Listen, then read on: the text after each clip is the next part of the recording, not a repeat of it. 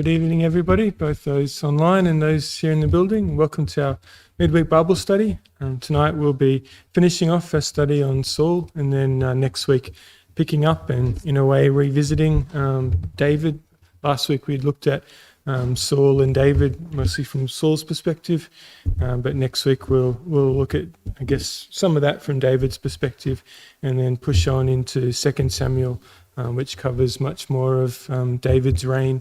And so we'll spend November with King David. But there's still some ways to go with Saul's story. So even though we'll basically be looking at 2 or 3 chapters tonight, starting in 1 Samuel chapter 28, it's again like, I guess, Judges and some of our studies, that there's no happy ending here. But there are lessons to be learned. And so last week, and the last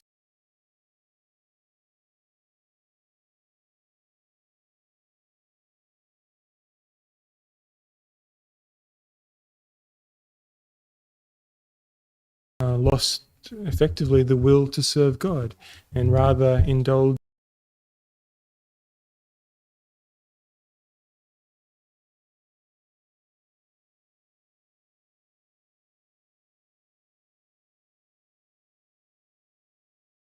but he's allowed to reign still for a period of time, even though David has been anointed as his successor. And so chapter 28, we see the decline starting to precipitate. And we're told in chapter 28 that, you'll recall, both the Philistines and the Amalekites are a great thorn in the side of Israel during this time. We see the Philistines quite a lot. Of course, Goliath was a Philistine. He was the one that and David came up against. In the start of chapter 28, again, we're told that the Philistines gathered their armies together for war to fight with Israel. And in chapter 3, we have Samuel has died earlier on. And Israel lamented him and buried him in Ramah in verse 3. And then we're told that after the Philistines are gathering in verse 5, that Saul saw the armies of the Philistines. He was afraid and his heart trembled greatly. And verse 6 is this really sad verse. It says, "When Saul inquired of the Lord did not answer him, either by dreams or by Urim or by the prophets." And the Urim there, the Urim and the Thummim, two onyx stones that we're pretty sure that were used to sort of determine whether God had said yes or no. So some sort of a understanding of divine intention. I'm sure you've seen those things that you shake and they'll give you an answer and things like that. Sort of some version of that, or rolling a dice, drawing straws. People have found all sorts of ways in order to determine fate, all these sorts of things. But God isn't speaking to him. So even though Israel is the first chosen king, that Saul was originally chosen by God, but because of his continued disobedience, that effectively he's a lame duck king at this stage, and he does not have God's authority or any insight from God, even though we do see David having that insight even during this time before he becomes king. So Saul, being Saul, finds other ways and pursues his own means. And so we have this slightly strange scenario from verse 7 and following, where he disguises himself and he dresses up and he goes to visit a medium. Some might say a witch, or again, somebody to try to, and he's not even trying to go to God, he just wants to talk to Samuel. Of course, we've seen Samuel interacting with Saul on a number of occasions, and particularly in the latter part of Saul's reign and the latter part of Samuel's life. Samuel castigating Saul, especially for his disobedience with the Amalekites. And Saul did repent to a degree or exercised some level of sorrow after Saul had done that. And certainly we've mentioned during these studies that Saul is sort of, Samuel is sort of the great moral force in this time. It's not Saul the king, and the people in effect reject Samuel and his role as the judge or the godly governor, if you like, and also God's prophet. And God says to Samuel, they haven't rejected you, they've rejected me in desiring after a king. And God warned them that kings would not go well for them, and yet they have pursued this way. And here we've ended up with a king whom God will not answer, and who then goes to a medium. And again, the remarkable thing here in verse 9, the woman says, look, you know what Saul has done, how he has cut off the mediums and the spiritists from the land. Why then do you lay a snare for my life to cause me to die? Saul himself knows this is wrong. And this is something that we've seen frequently, that Saul pursues his ends even when it is the wrong thing to do, even when he knows that it is the wrong thing to do. And so where we see descriptions in the New Testament of the dangers of a hardened heart, of a heart that will not listen, that will not soften towards God, that is inclined to be selfish, to listen to one's own wisdom, all of these sorts of things. That's where we see God's word unable to work. That God needs fertile soil, God needs receptive soil. Where we know the right thing to do and choose instead to willfully pursue our own means. And remember, like, Saul is afraid here. Saul can see the enemy at the gates, basically, and he's inquired after God. God hasn't. He knows surely at some level that these are either very dangerous or indeed the end, times for him and his reign. And so, part of this, yes, is driven by the ego and the willfulness that we've seen. I think part of it's driven by fear. And so, fearful people latch on to whatever they can. And so, he's told in verse 11 that he wants to bring up Samuel, and the woman actually sees Samuel. Remember, Samuel's dead at this stage, so some sort of an apparition. And where we have in the Middle Ages talk of ghosts and these sorts of things, well, it comes from passages like this. And again, I think wherever we see instances like this, these are very specific, very context-dependent circumstances. I do not think there are ghosts. I do not think that you should be consulting mediums. I don't think Saul should have been consulting a medium, and that was why he kicked him out of the land. It was prohibited or forbidden in the law. And nor do I think that God hides his will. I think it's quite open and plain for us to know these things.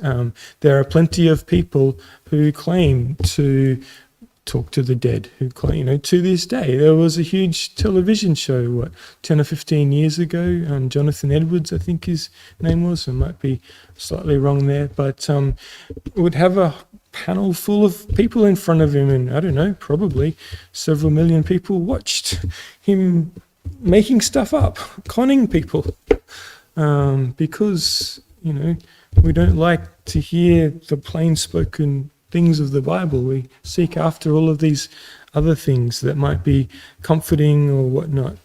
It's not comforting for Saul, so God allows again, some version of Samuel to appear.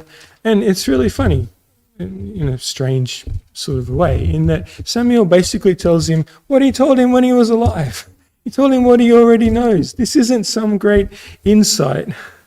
So Samuel, verse 15, says to Saul, it's like, remember we said that, Samuel was just like really frustrated and almost really frustrated with Saul, and he sort of has this ironic tone with him and says, what's this I hear, the lowing of the sheep? And I thought I told you to kill everything. And he really lays into Saul, and he does this again. He says, why have you disturbed me by bringing me up? It's the classic lament of the ghost, isn't it? I was just resting. Leave me alone. And Saul answered, I am deeply distressed, for the Philistines make war against me. God has departed from me and does not answer me any more, neither by prophets nor dreams. Therefore I have called you, that you may reveal to me what I should do. And Samuel, again, this very almost sarcastic, dripping off his tongue. Why do you ask me, seeing the Lord has departed from you and has become your enemy? And the Lord has done for himself as he spoke by me. For the Lord has torn the kingdom out of your hand and given it to your neighbor David. Because you did not obey the voice of the Lord, nor execute his fierce wrath upon Amalek. Therefore the Lord has done this thing to you this day. It's almost word for word. It's the exact same sentiment that he had explained to him previously. You did not obey the voice of the Lord. How many times do I have to tell you? I'm even a ghost now, and I'm still having to tell you this. And Saul, in his heart, should know this, but again, he's acting out of fear and selfishness. And then this chilling line in verse 19, where he says, moreover, the Lord will also deliver Israel with you into the hand of the Philistines, and tomorrow you and your sons will be with me. The Lord will also deliver the army of Israel into the hand of the Philistines. I suspect some people have been in, doctors' rooms and got sort of bad news, and doctors never, in my experience, say you're dying tomorrow, that I know of. Any news like this is pretty confronting. It's generally, in our sense, it's sort of hedged that, there'll be some period of time, whatever it might be, but to know you and your sons are going to die tomorrow, and effectively know this because of your disobedience, I can't imagine anything more shocking. And clearly it is for Saul. Saul, in verse 20, immediately falls to the ground and was dreadfully afraid because of the words of Samuel. And like Shakespeare, all sorts of dramatists have sort of conveyed some sort of sense of this, where you call up the spirits or the three witches or whoever it is, and they give you news.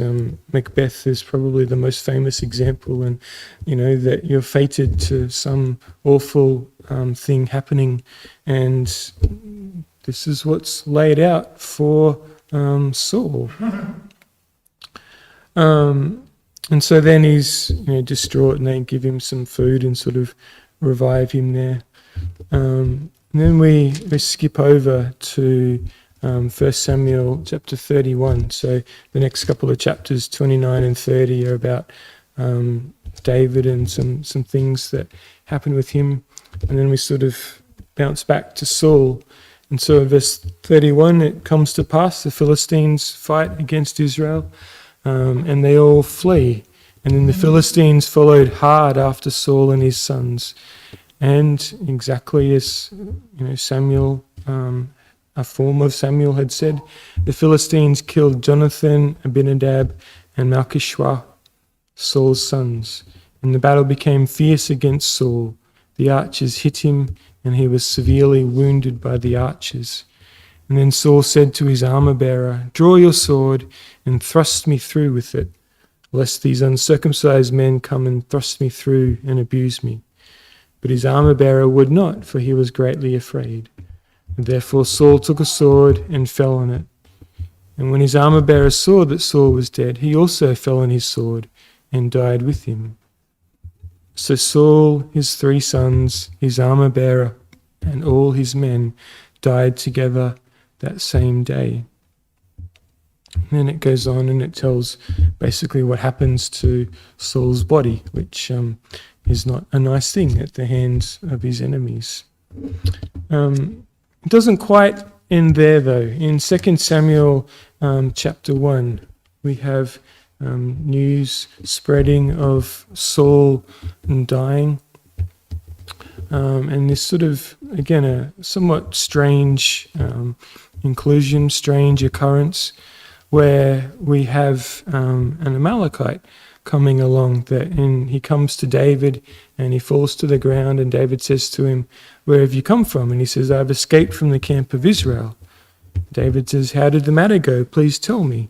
He says, "The people have fled from the battle. Many of the people have fallen and dead, and Saul and Jonathan his son are dead also." So David said to the young man who told him, "How do you know that Saul and Jonathan his son are dead?" Then the young man said, "As I happened by chance to be on Mount Gilboa, there was Saul leaning on his spear, and indeed the chariots and horsemen followed hard after him. Now when he looked behind him, he saw me and called to me, and I answered, 'Here I am.' And he said to me, 'Who are you?' So I answered him, 'I am an Amalekite.' And he said to me again, 'Please stand over me and kill me, for anguish has come upon me, but my life still remains in me.' So I stood over him and killed him, because I was sure that he could not live after he had fallen. And I took the crown that was on his head and the bracelet that was on his arm, and have brought them here to my Lord." And therefore David took hold of his own clothes and tore them. And then after they mourned and wept, David said to the young man, "Where are you from?" He said, "I'm the son of an alien, an Amalekite." So David said to him, "How was it you were not afraid to put forth your hand to destroy the Lord's anointed?" Then David called one of the young men and said, "Go near and execute him." And he struck him so that he died. And David said, "Your blood is on your own head, for your own mouth has testified against you, saying, 'I have killed the Lord's anointed.'" So, a few things going on there.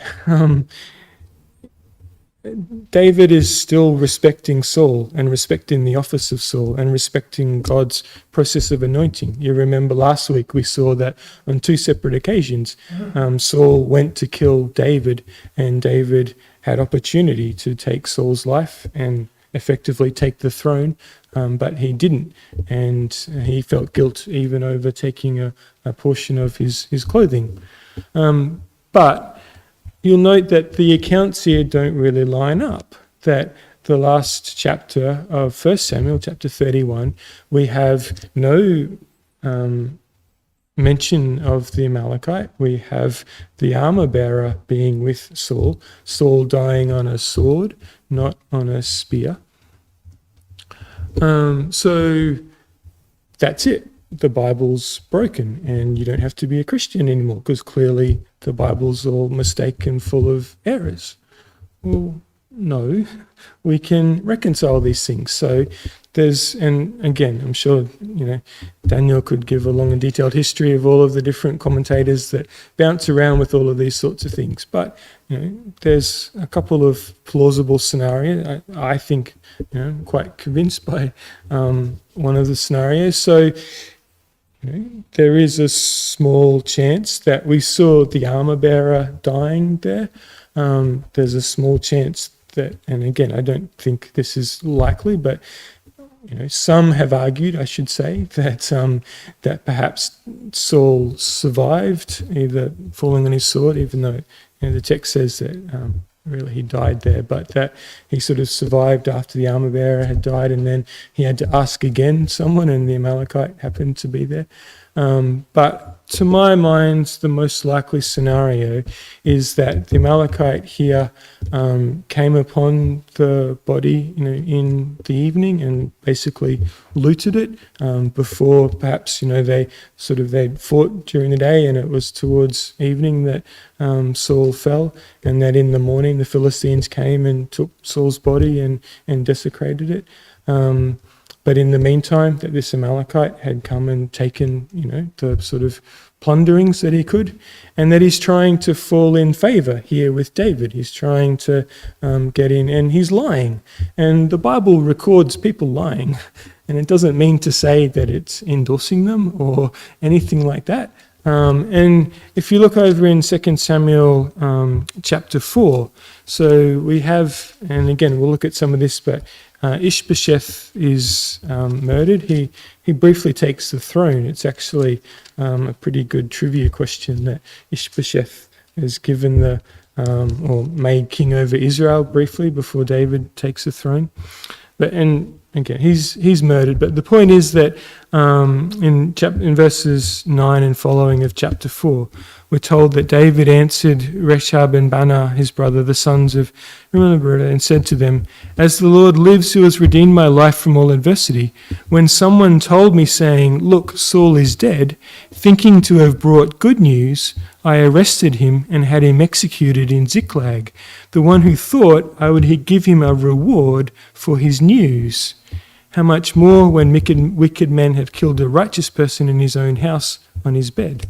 So I think it's pretty clear to me there that David doesn't actually believe him here in chapter 1, and that he didn't actually kill Saul, but that, again, he was just trying to ingratiate himself with David. David was known quite broadly, and so one could imagine that that would have been an incentive for this fellow. So at the end of the day, the broader point is here that this isn't a great contradiction. This isn't something that destroys the credibility of the Bible or undermines its inerrancy at all, I would say. Perhaps I would say that because I don't believe that there is errors in the Bible. But, as I said, I think it's entirely plausible and everything fits that, this fellow, we know that there are braggarts in the world. We know that people claim certain things in order, for themselves. And again, not to quote, but you see this quite a bit again in films and this type of thing. That to kill someone important, that multiple people will claim credit. You see this in terrorist attacks, that sometimes multiple different groups will claim credit for their own means and ends and these type of things. And so, I think from David's own account, we see here that this is that, and he swiftly puts this fellow to death for lying as much as for or for his claim to lying and whatnot. But also for the insult that it was to the throne, I think, in the way that he thought that he could claim credit in such a cavalier way or come into David's good graces in this way. And, David at times was a very ruthless leader, and I think also a great respecter of God's authority. And we see an instance of this. So the ending of Saul here is, we have to say it's a great tragedy. It's not unexpected, probably from quite a way through.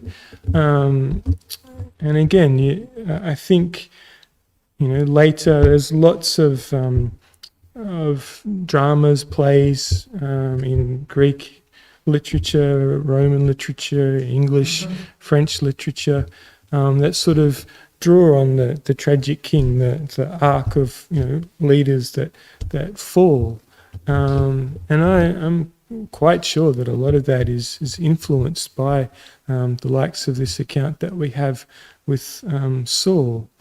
And in studying this closely for this class, you're struck by this is Israel's first king, the first reigning monarch. This is God's chosen people. This is the people who have the law. They've had the experience of the judges. They've had the experience of God's deliverance over and over again. And the first occasion that they have of having a king reign over them, and they have someone who leads them so poorly, and at times wickedly, and at times with murderous jealousy, and at other times with great timidity and great fear, and not not fear of God, but again, like a weak fear, a disabling fear. And we see this in these occasions in the end of his life where he knows going to a medium is wrong, but he goes anyway. We know that, he's afraid of the army, even though we've seen in previous chapters that Saul was willing to fight and that he did have success as a fighter and as a leader. But again, it's about fundamentally that relationship with God. And he broke that relationship with God. And he never, we see him at times being sorry. And we would have to say that that sorrow was really about himself. And it was really about the immediate circumstances. And that it never led to lasting change, a change in attitude. It never led to properly relying on God in a way that God felt that was heartfelt and that God could restore relationship with him. And so in many ways, Saul's story, as strange as some things were and as foreign as some things were and things that we would never experience, that idea of willfully, not an idea, that the account we have of Saul effectively willfully disobeying God and severing that relationship is the great story of sin. It's the great story of all of us. And that fall that is there from the beginning, that fall that is there from Adam and Eve, and that we see all the way throughout, even in amongst people who have this great history of God's involvement with them and God's deliverance of them, that they continue.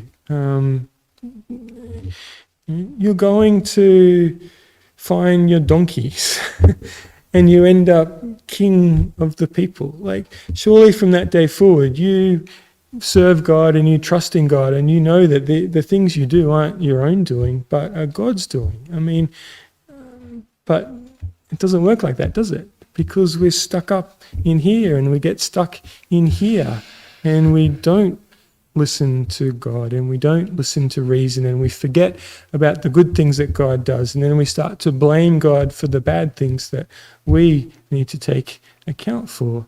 And so I think there are very strong elements in Saul that we can take on, that we can see, that we can understand.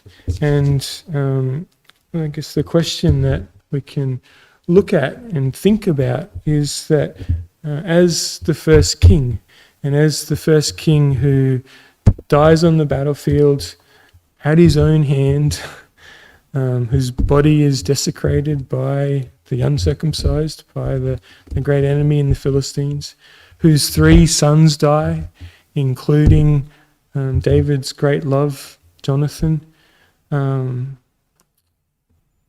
What echoes does this have moving forward? And again, I know we know our Bible history, and what consequences are there of severing our relationship with God? Just to conclude before we close the public thing, I just want to read David's lament. Remember, David's the author of many of the Psalms. He's a great poet, a great wordsmith, and he says these words upon the death of Saul and Jonathan. This lamentation he delivers in 2 Samuel chapter 1 verses 19 and following. He says, "The beauty of Israel is slain on your high places. How the mighty have fallen. Tell it not in Gath, proclaim it not in the streets of Ashkelon." They're both Philistine cities. "Let the daughters of the Philistines rejoice. Lest the daughters of the Philistines rejoice, lest the daughters of the uncircumcised triumph. O mountains of Gilboa, let there be no dew nor rain upon you, nor fields of offerings. For the shield of the mighty is cast away there, the shield of Saul not anointed with oil. From the blood of the slain, from the fat of the mighty, the bow of Jonathan did not turn back, and the sword of Saul did not return empty. Saul and Jonathan were beloved and pleasant in their lives, and in their death they were not divided. They were swifter than eagles, they were stronger than lions. O daughters of Israel, weep over Saul, who clothed you in scarlet with luxury, who put ornaments of gold on your apparel. How the mighty have fallen in the midst of the battle. Jonathan was slain in your high places. I am distressed for you, my brother Jonathan. You have been very pleasant to me. Your love to me was wonderful, surpassing the love of women. How the mighty have fallen, and the weapons of war perished. It's a classic lament in many ways. You try not to speak ill of the dead, do you? It's very rare in eulogies that are delivered at funerals that you pick apart someone's life and recall all of the bad things. Very often you see in sort of heroic literature or, songs of praise of leaders of nations that, you go through all of the battles that they lost. And so, calling David and Saul and Jonathan, swifter than eagles, stronger than lions, that he clothed them in luxury, these sorts of things. Again, I think that's slightly revisionist history, perhaps, based on, what we've read in 1 Samuel. But it's also, again, I think reflecting David's attitude of wanting to think best of the throne of God, effectively, that despite Saul's fallings and failings, that he nevertheless was still in that position because God put him into that position, and that he feels that the people need to, respect that. He also doesn't want the other nations that don't have this relationship with God using this as an occasion to belittle God's people, God's nation of Israel. And so we see that, but we also see David's heartfelt emotion, particularly of his great friend. And again, we looked at last week how Jonathan had allowed David to spare his life, that he had effectively betrayed the confidences of his father, who was really going quite mad, and had saved Jonathan on a number of occasions because that was the right thing to do. And he knew that his father was in the wrong. And so remember too that Saul's disobedience doesn't cost just his life, that his armor bearer takes his life, but his son who seemed, again, David was a man after God's own heart. It would seem that Jonathan, his very close friend, would have been someone who a man after God's own heart would want to be friends with, and therefore, was also a man of esteem and righteousness. And so, again, terribly sad things, but things that we need to reflect on and things that we can learn from. We'll close it there.